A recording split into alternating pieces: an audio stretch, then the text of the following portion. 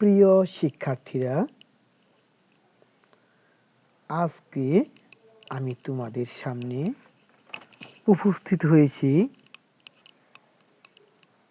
তোমাদের ইংলিশ গ্রামারের সবচেয়ে গুরুত্বপূর্ণ এবং সবচেয়ে বেশি সময় সাপেক্ষ যে গ্রামাটিক্যাল অংশটি সেটি নিয়ে। তোমরা কি অনুমান করতে পেরেছো সেটি কি হতে পারে? সেটি হচ্ছে transformation of sentences. Transformation of sentences.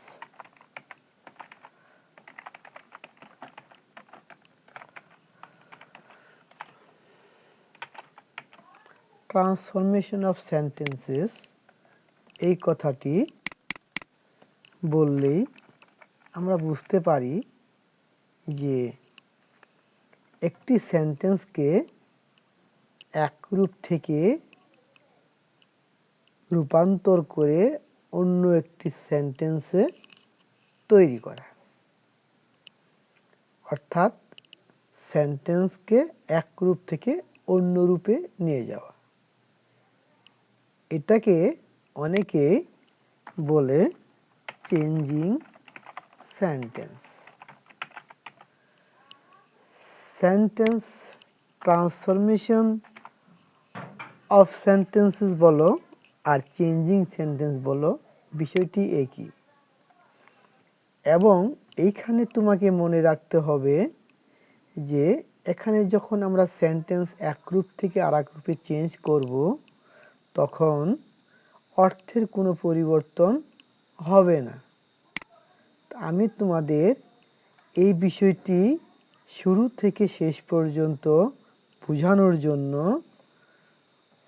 যত টুকিটাকি ক্ষুদ্র বেসিক গ্রামার রয়েছে সব কিছুই নিয়ে আলোচনা করব।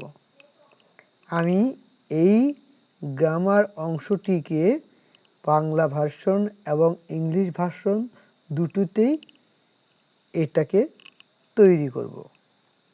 আমি বাংলা ভার্সনটা তৈরি করব যেসব শিক্ষার্থীরা ইংলিশে লেকচার দিলে ইংলিশ লেকচারটা বুঝতে পারে না তাদের জন্য, যাতে তারা বাংলা বুঝে ইংলিশটাকে আত্মস্থ করতে পারে। আর এরপরে আমি একটা এটারই ইংলিশ ভার্সন তৈরি করব। তো শিক্ষার্থীরা যারা ইংলিশে দুর্বল, যারা ইংলিশ লেকচার দিলে বুঝো না, তোমাদের জন্য আশা করছি আমার এই লেসনটি অনেকটাই উপকারে আসবে। আজকে আমি একদম জিরো থেকে শুরু করব। আমি যদি চেঞ্জিং সেন্টেন্সটাকে ভাগ করি, সেই চেঞ্জিং সেন্টেন্সটাকে আমার যদি ভাগ করি নিই, তাহলে দেখো আমি এখানে স্মার্ট আর্ট দিয়ে তোমাদেরকে দেখানোর চেষ্টা করব যে কিভাবে এটা হচ্ছে।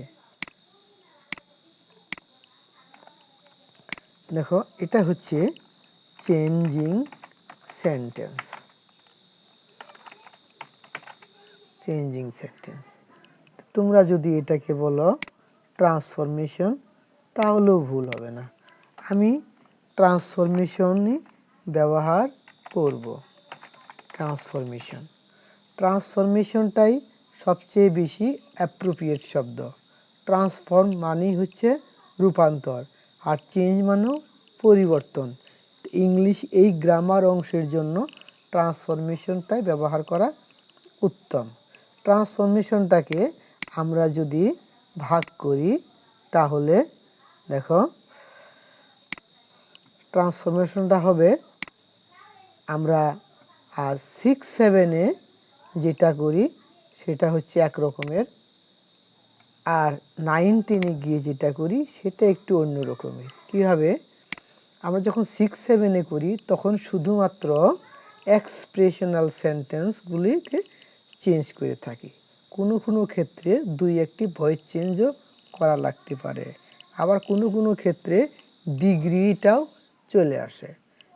কিন্তু 19-এ গিয়ে আমাদের সিম্পল কমপ্লেক্স কম্পাউন্ডের মতো যে স্ট্রাকচারাল সেন্টেন্স রয়েছে সেটাকেও পরিবর্তন করতে হয়। তাই আমি 6 থেকে শুরু করে দ্বাদশ শ্রেণী পর্যন্ত সকল শিক্ষার্থীদের যাতে এই লেসনটি কিছু না কিছু হলেও উপকারে আসে এই দিকে লক্ষ্য রেখেই আমি এই লেসনটি তৈরি করছি। আমি চেঞ্জিং সেন্টেন্সের মধ্যে কি কি ধরনের পরিবর্তন আসে তা আমি এখানে রূপায়িত করার চেষ্টা করছি। প্রথমে হচ্ছে আমি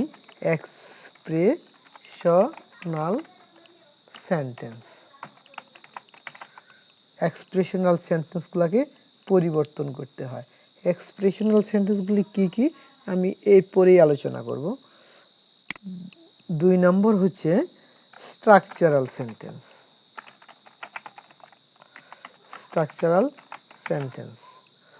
তারপরে আমি এখানে বলতেছি ভয়েস চেঞ্জ। আর এখানে দেখো আমরা জানি যে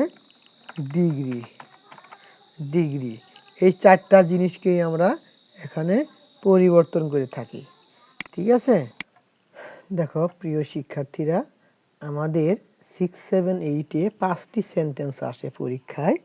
সেখানে এক্সপ্রেশনাল সেন্টেন্সটাই বেশি থাকে, ভয়েস চেঞ্জ থাকে, ডিগ্রি থাকতে পারে। আর 19-এ গিয়ে আমাদের এই সেন্টেন্সগুলির মধ্যে আমাদের স্ট্রাকচারাল সেন্টেন্সের কর্তৃত্বটা, আধিপত্যটাই বেশি থাকে।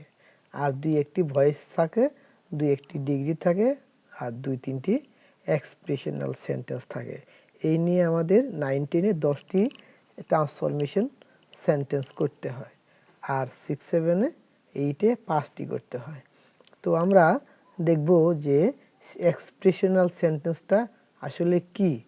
আমরা চলো এক্সপ্রেশনাল সেন্টেন্সটা নিয়ে একটু আলোচনা করি।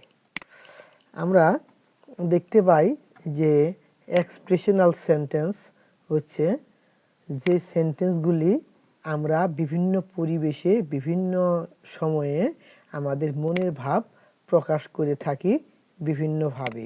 সেই মনের ভাব প্রকাশ করার যে ধরন সেটি হচ্ছে এক্সপ্রেশনাল সেন্টেন্স।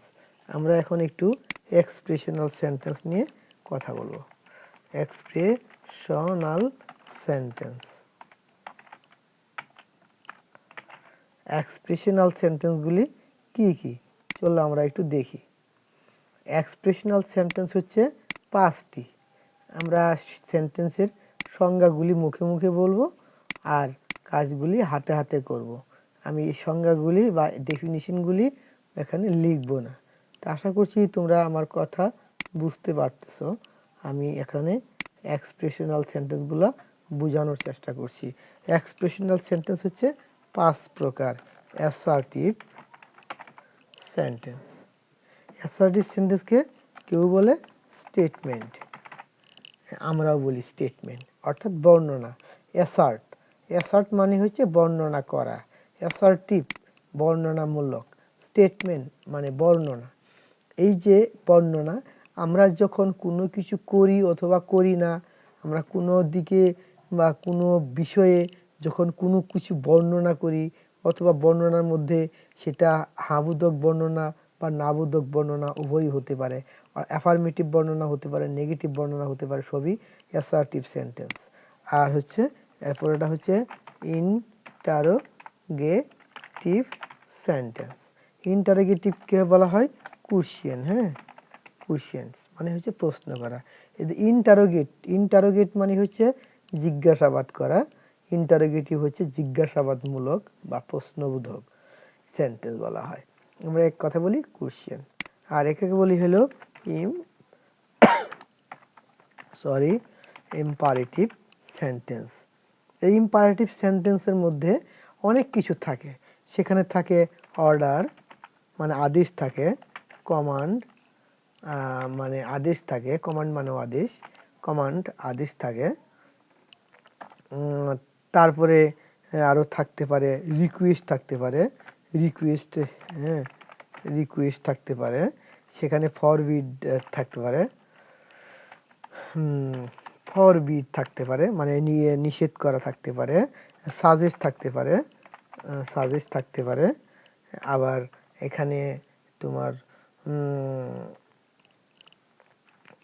আরও কিছু থাকতে পারে, আমার এই মুহূর্তে আসতেছে না। অর্ডার বা command, request, forbid, suggest, advice থাকতে পারে, মানে উপদেশ থাকতে পারে, অ্যাডভাইস অ্যাডভাইস থাকতে পারে। লেখাগুলো ছোট হয়ে যাচ্ছে, আমি একটু কিছু না লিখে আমি পরে এটা বোঝাচ্ছি ইম্পারেটিভ সেন্টেন্সটাকে। হ্যাঁ, পরে বোঝাচ্ছি ইম্পারেটিভ সেন্টেন্স। আরেকটা হচ্ছে অপটেটিভ সেন্টেন্স। হ্যাঁ, এটা হচ্ছে প্রেয়ার বা উইশ অর্থ বোঝাতে এটা ব্যবহার করা হয়, আমরা বিস্তারিত পরে জানবো। আরেকটা হচ্ছে এক্সক্লেমেটরি সেন্টেন্স। এক্সক্লেমেটরি সেন্টেন্স অর্থাৎ আশ্চর্যবোধক বাক্য।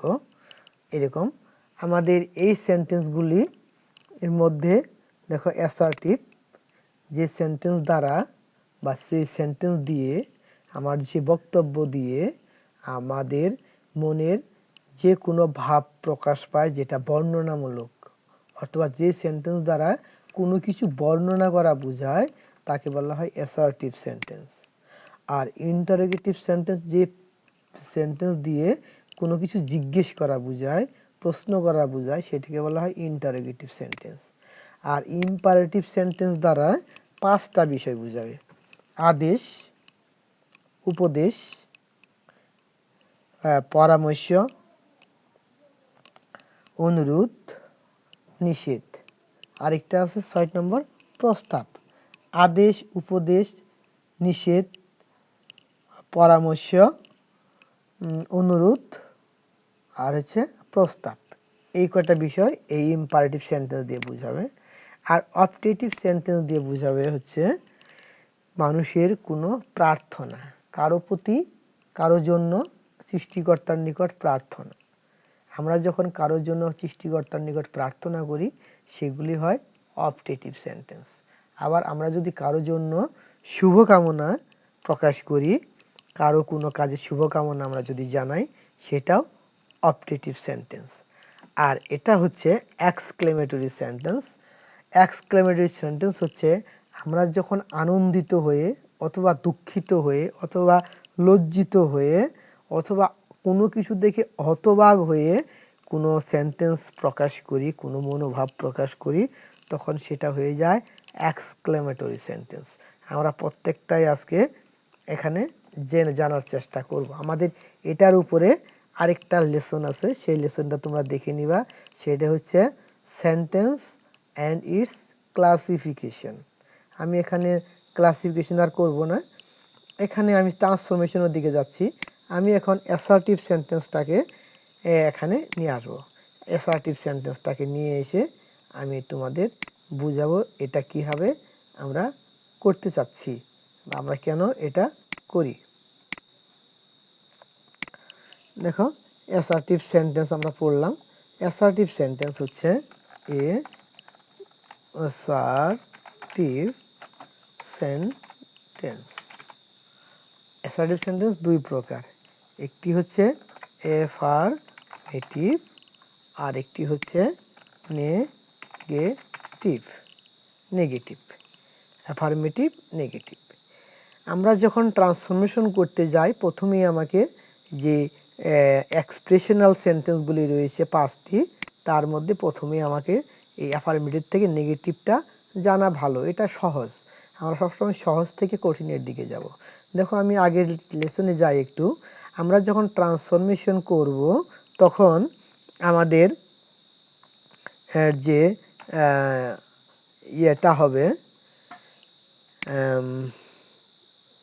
চেঞ্জিংটা হবে, সেখানে এই এক্সপ্রেশনাল সেন্টেন্সগুলি হবে এরকম। আমি দেখাই, দেখো, অ্যাসার্টিভ থেকে ইন্টারোগেটিভ হবে, আবার অ্যাসার্টিভ থেকে ইম্পারেটিভ হবে, আবার অ্যাসার্টিভ থেকে অপটেটিভ হবে, আবার অ্যাসার্টিভ থেকে এক্সক্লেমেটরি হবে। পক্ষান্তরে আবার এখান থেকে ইন্টারোগেটিভ থেকে অ্যাসার্টিভ হবে, ইম্পারেটিভ থেকে অ্যাসার্টিভ হবে, অপটেটিভ থেকে অ্যাসার্টিভ হবে, এক্সক্লেমেটরি থেকেও অ্যাসার্টিভ হবে। তাহলে দেখো এখানে কি হচ্ছে, একবার কেন্দ্রীভূত হচ্ছে আবার বিকেন্দ্রীভূত হচ্ছে। অ্যাসার্টিভকে কেন্দ্র করে চারদিকে সবগুলা সেন্টেন্সের দিকে ঘুরে যাচ্ছে, আবার সবগুলা সেন্টেন্স থেকে ঘুরে অ্যাসার্টিভের দিকে আসছে। আমি যদি তোমাকে আরো সহজভাবে একটা ডায়াগ্রাম তৈরি করে বুঝাই, সেটা দেখো এরকম হবে যে আমরা যখন ট্রান্সফরমেশন করব তখন আমাদের মধ্যে সবচেয়ে সহজ হবে হচ্ছে এটা। দেখো আমরা সাইকেল আকারে এখানে দেখাই, একটু এটা দেখাই।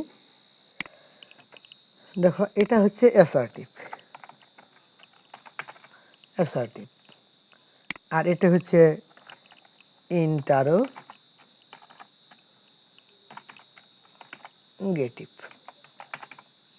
ইন্টারোগেটিভ। এটা যদি হয় ইম্পারেটিভ, এটা যদি হয় অপটেটিভ, এটা যদি হয় এক্সক্লেমেটরি, আর এটা আমরা তুলে দিই। আমরা এটাকে নিয়ে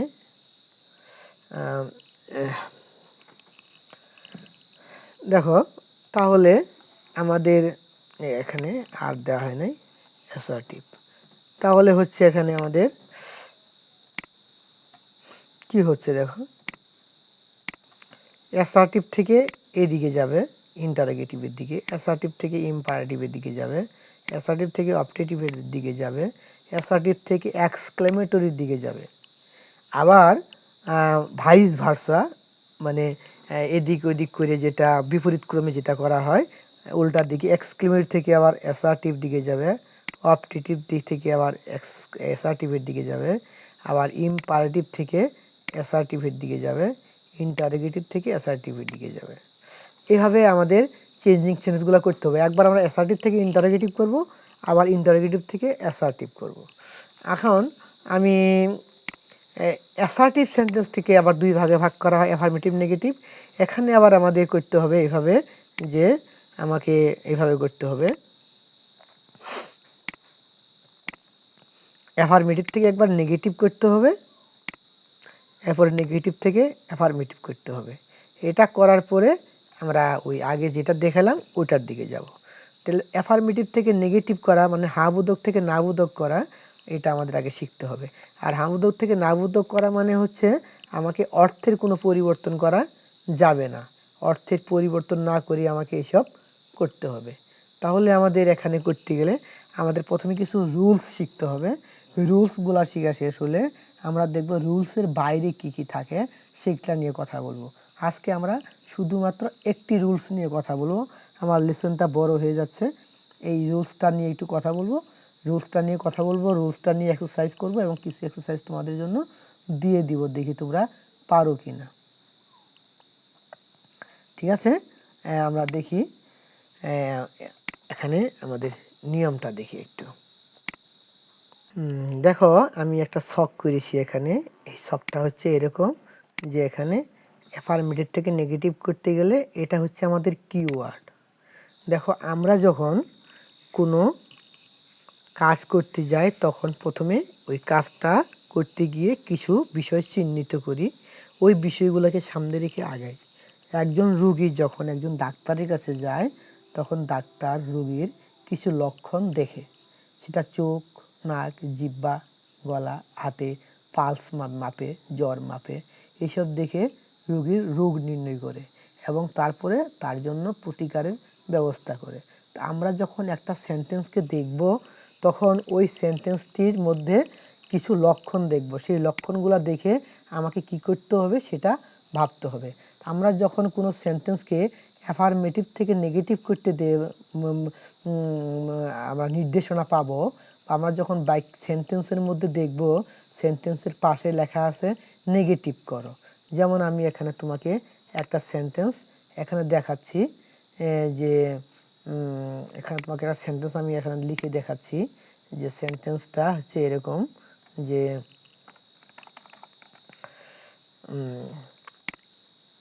আমরা এখানে 3টি সেন্টেন্স দেখতে পাচ্ছি।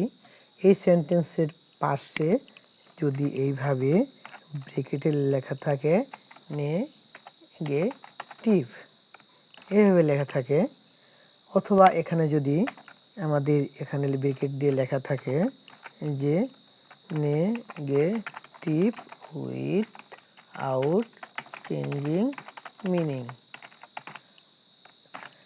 এই কথাটা লেখা থাকা, যে কথা শুধু নেগেটিভ লেখা থাকাটা একই কথা। এখানে বলে দিয়েছে যে অর্থের পরিবর্তন না করে নেগেটিভ করো, আর এখানে বলা হয়েছে শুধু নেগেটিভ করো, একই জিনিস। আমি যদি এটা নেগেটিভ করি তবু আমাকে অর্থের পরিবর্তন করা যাবে না, আর এটা এখানে অর্থের পরিবর্তন করা যাবে না, এটা বলেই দিয়েছে। আর এই কথাটুকু লেখা থাকলেও আমাকে যা করতে হবে, এই কথাটুকু লেখা না থাকলেও আমাকে একই কাজ করতে হবে। এটা তোমাকে মনে রাখতে হবে। অনেক সময় প্রশ্নের মধ্যে এই কথাটা এভাবে লেখা থাকে, অনেক সময় প্রশ্নের মধ্যে এভাবে লেখা থাকে, কিন্তু কাজ আমাকে করতে হবে একই নিয়ম ফলো করে। কোনোটাতেই আমাদের অর্থের পরিবর্তন করা যাবে না। তাহলে এই সেন্টেন্সটাকে আমাকে নেগেটিভ করতে হবে, অর্থাৎ নেগেটিভ করতে হবে। নেগেটিভ যদি করতে হয় তাহলে আমাকে বুঝতে হবে এই যে সেন্টেন্সটা দেওয়া আছে প্রশ্নের মধ্যে, এটা অ্যাফার্মেটিভ, এটা আমাকে বুঝতে হবে। যদি এটা অ্যাফার্মেটিভ আমি বুঝি, তাহলে আমাকে অ্যাফার্মেটিভ থেকে নেগেটিভ করার জন্য যে নিয়মগুলি আছে সেই নিয়মগুলো আমাকে খাতে আর এই সেন্টেন্সের মধ্যে দেখতে হবে কি লক্ষণ এর মধ্যে আছে। যে লক্ষণটা থাকবে আমাকে ওই লক্ষণটা ধরে এর চিকিৎসা করতে হবে। আমি এই সেন্টেন্সটা পড়ে দেখলাম যে এই সেন্টেন্সের মধ্যে লক্ষণ আছে অনলি, তাহলে অনলি আছে, এই যে অনলি আছে, এই যে অনলি আছে, তাহলে আমাকে অনলি থাকলে অনলিটা যেখানে আছে এখানে আমাকে দেখতে হবে যে এই অনলিটা কার আগে আছে। আছে হচ্ছে দ্য গড, এই নাউনটার আগে আছে, আর এই নাউনটা হচ্ছে থার্ড পারসন সিঙ্গুলার নাম্বার, এবং গড বলতে আমরা একজন ব্যক্তিকে বুঝি।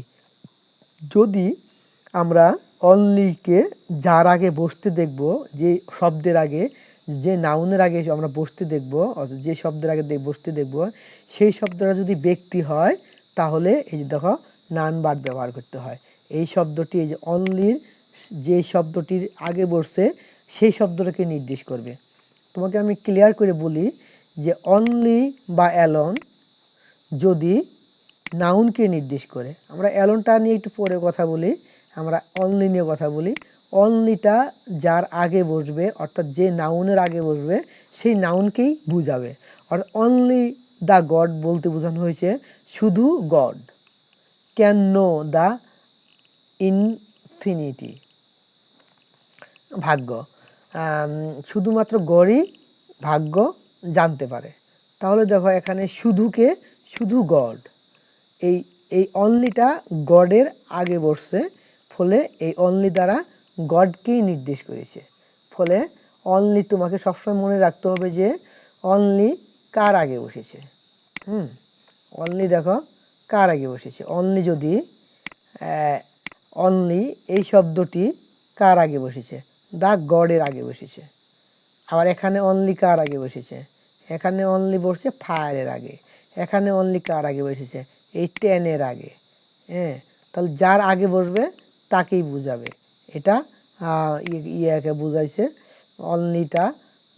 এখানে দেখো গডের আগে বসছে তাই গডকে বুঝাইছে, ফায়ারের আগে বসছে তাই ফায়ারকে বুঝাইছে, এখানে টেনের আগে বসছে তাই টেনকে বুঝাইছে।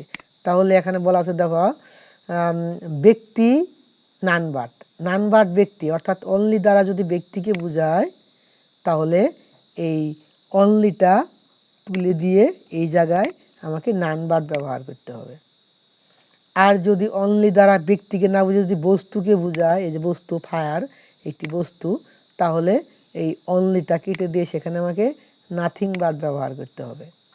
আর যদি অনলি দ্বারা যদি কোনো সংখ্যাকে বোঝায়, যে 10 একটা সংখ্যাকে বোঝায়, তাহলে আমরা নট মোর দেন বা নট লেস দেন ব্যবহার করব। আমরা অর্থের উপযুক্ততা বুঝে আমরা not more than not less than ব্যবহার করব। নট মোর দেন এবং নট লেস দেন। তাহলে এখানে অনলিটা কেটে দিয়ে এখানে কি ব্যবহার করতে হবে, নট মোর দেন। আবার এখানে নেভার বাট রয়েছে। যদি কোনো সময় এখানে একটা সেন্টেন্স লেখা থাকে, যে সেন্টেন্সটার আগে, যে সেন্টেন্সটার মধ্যে অনলি ব্যবহার করা হয়েছে এবং অনলির পরে একটা সময় উল্লেখ আছে, সেটা দিনের নাম হতে পারে, সেটা কোনো সপ্তাহ হতে পারে, কোনো মাস হতে পারে, কোনো ঋতু হতে পারে, কোনো সাল হতে পারে, তাহলে আমরা এই অনলিটা তুলে দিয়ে সেখানে বলবো নেভার বাট। এখন দেখো আমরা যদি এখানে একটা সেন্টেন্স লিখি, তাহলে দেখো আমি লিখি he comes here only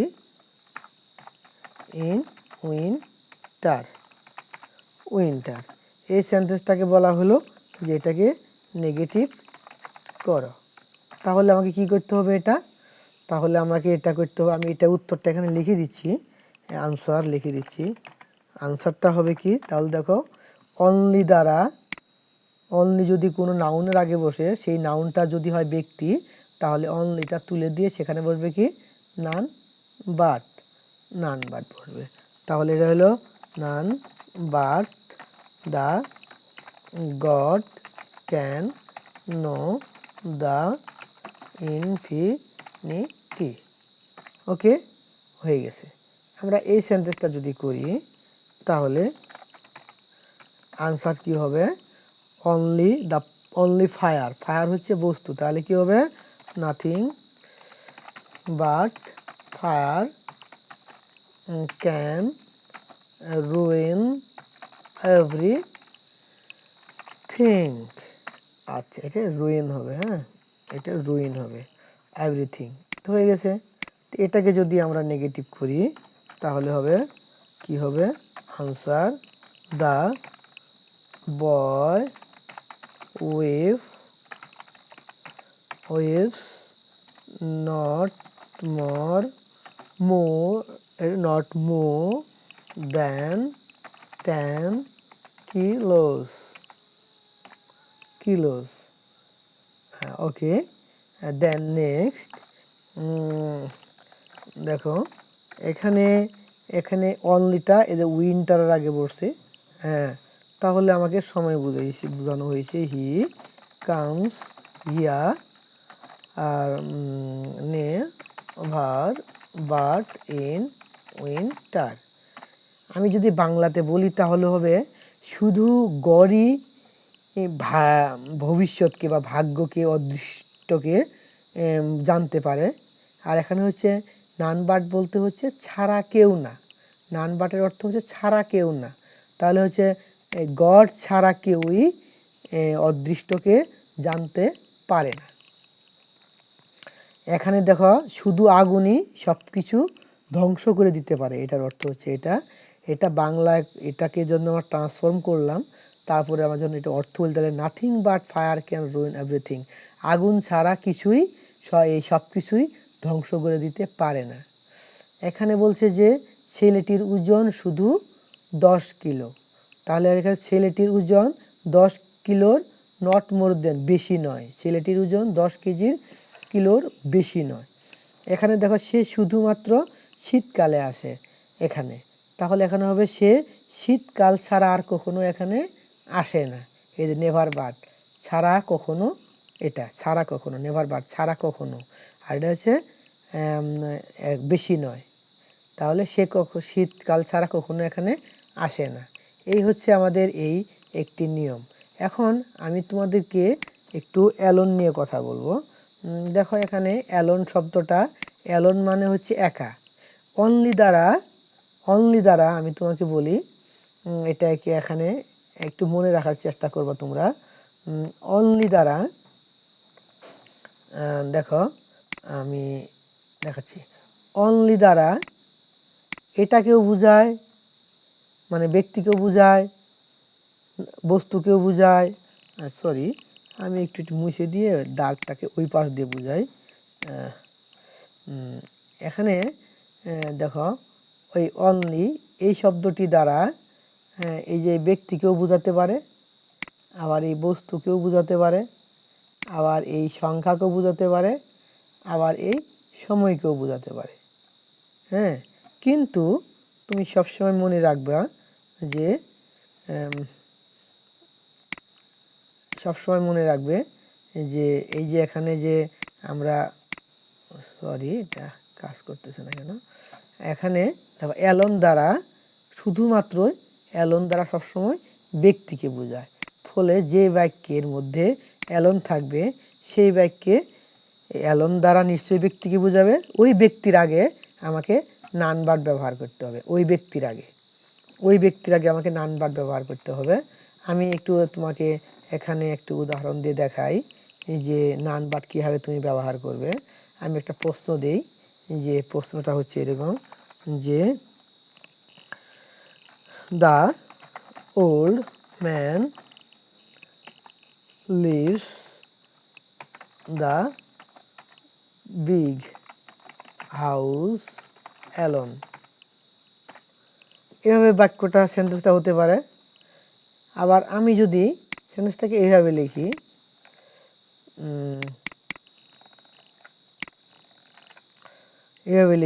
the old man alone lives the big house. যেভাবে লিখি না কেন, অ্যালনটা আমরা যেখানেই ব্যবহার করি না কেন, এই অ্যালন দ্বারা কাকে বোঝানো হয়েছে? দ্য ওল্ড ম্যানটাকে বোঝানো হয়েছে। এখানে এই অ্যালন দ্বারা কাকে বোঝানো হয়েছে? ওল্ড ম্যানটাকে বোঝানো হয়েছে। এর অর্থ কি হয়েছে? বৃদ্ধ লোকটি একাই বড় বাড়িটিতে বাস করে। আর এখানেও ঠিক তাই বোঝানো হয়েছে। আমরা যদি এখানে এ দেই তাহলে আরো সুন্দর হবে। দেখো, এ দেই, বৃদ্ধ লোকটি একটি বড় বাড়িতে একা বাস করে, এভাবে হবে। আমরা যদি এখানে এটার উত্তর এভাবে লিখি, আমি বলেছি যে অ্যালন দ্বারা সবসময় ব্যক্তিকে বোঝাবে, আর যাকে বোঝাবে তার আগে গিয়ে নান ভার্ব ব্যবহার করতে হবে। তাহলে দ্য ওল্ড ম্যানকে বোঝানো হয়েছে, তাহলে আমাকে ওল্ড ম্যানের আগে নান ভার্ব ব্যবহার করতে হবে। নান ভার্ব দ্য ওল্ড ম্যান, অ্যালন তো থাকবে না, অ্যালনের পরিবর্তে আমরা নান ভার্ব ব্যবহার করলাম। অ্যালন বাদ দিয়ে লিভস এ বিগ হাউস। আশা করি যে তোমরা এই কথাটাকে ভালোভাবে বুঝতে পেরেছো, যে এখানে আসলে হয়েছে কি। দেখো, এখানে অ্যালন যেখানেই বসুক না কেন একাকে, এই বৃদ্ধ লোকটি একা। হ্যাঁ, এখানে অ্যালনটা এখানে ব্যবহার করা হয়েছে, সেটা কাকে বোঝানো হয়েছে? বৃদ্ধ লোকটিকে। যাকে বুঝাবে, এই যে বৃদ্ধ লোকটিকে বুঝিয়েছে, বৃদ্ধ লোকটির আগে আমরা নান ভার্ব ব্যবহার করলাম। আর এই অনলি অ্যালনের পরিবর্তে যেহেতু আমরা নান ভার্ব ব্যবহার করি, সেহেতু আমাদের এই অ্যালন শব্দটাকে বাদ দিয়ে পরবর্তী অংশ অর্থাৎ বাকি অংশটুকু এখানে লিখে দিতে হবে। টেন্স সব ঠিক রাখতে হবে। হ্যাঁ, বাক্যের অন্যান্য যে পার্টস অফ স্পিচগুলি এগুলো যেভাবে আছে সেভাবেই রাখতে হবে। আশা করি এই নিয়মটি তোমরা ভালোভাবে বুঝতে পেরেছ। আমি তোমাদের আরও কিছু নিয়ম পড়িয়ে, কয়েকটা নিয়ম মিলে আমি কিছু এক্সারসাইজ দেব। আমি তোমাদেরকে 3টি করে নিয়ম পড়াবো এবং 3টি নিয়মের মধ্য থেকে তোমাদেরকে আমি এক্সারসাইজ দিব। আজকেও তোমাদের কিছু এক্সারসাইজ আমি দিতে পারি, না আজকে দিব না, আজকে প্রথম ক্লাস, অনেক আলোচনা করা হয়েছে। তোমরা এই লেসনটি আবার ভালো করে দেখবে। কোনো জায়গায় কোনো কিছু বুঝতে সমস্যা হলে কমেন্ট করে আমাকে জানাবে। আর আমার কথার মধ্যে কোনো ভুল ত্রুটি থাকলে কোনো কিছু মনে করবে না। আর হচ্ছে যদি কোনো রুলস, কোনো নিয়মে যদি তোমাকে আমি ভুল বুঝিয়ে থাকি, তাহলে সেটা আমাকে ক্ষমা সুন্দরভাবে দেখে আমাকে জানাবে যে এই জায়গায় আমি ভুল কথা বলেছি বা ভুল নিয়ম ফলো করেছি। ধন্যবাদ সবাইকে। ভালো থাকবে, সুন্দর থাকবে, এক্সারসাইজ করবে। আশা করছি আমার লেসনগুলো দেখলে যারা খুব দুর্বল ইংলিশে, তারা এই বিষয়গুলিকে সহজে বুঝতে পারবে এবং এক্সারসাইজ করে নিজেকে এগিয়ে নিতে পারবে। আমি এরপরে ক্লাসগুলোতে বেশি বেশি করে তোমাদের জন্য এক্সারসাইজ দেব। সবাইকে আবারও ধন্যবাদ, সুস্বাস্থ্য কামনা করছি। বাই।